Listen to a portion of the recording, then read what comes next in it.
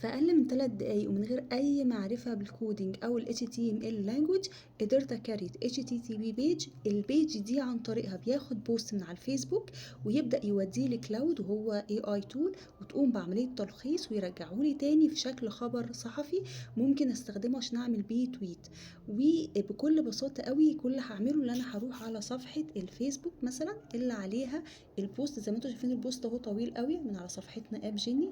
كل اللي هعمله انا هاخده كوبي، بعد كده هرجع للصحفي الذكي وهعمل بيست وهضغط على اعطيني الاخبار، فهيقوم بعمليه انشاء للخبر ده بكل بساطه. وكمان هيضيف له ايموجي، وكمان طلبت منه ان الخبر اللي طالع ما يكونش باللغه الانجليزيه، يكون باللغه العربيه. زي ما انتم شايفين هو اولا مختصر وشكله اتراكتيف جدا وحط له ايموجي.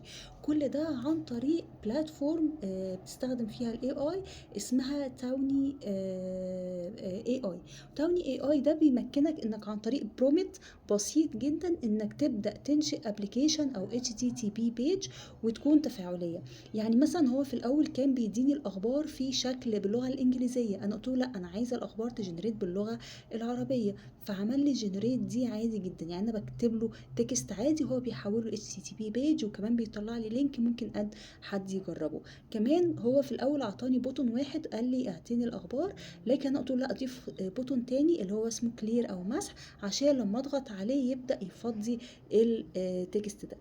هنشوف مع بعض بعد كده فيديو تفصيلي خطوة بخطوة ازاي بنعمله. زي ما قلت لكم هو اخد اقل من 7 دقايق. جربوه، هسيب لكم اللينك وان شاء الله يعجبكم.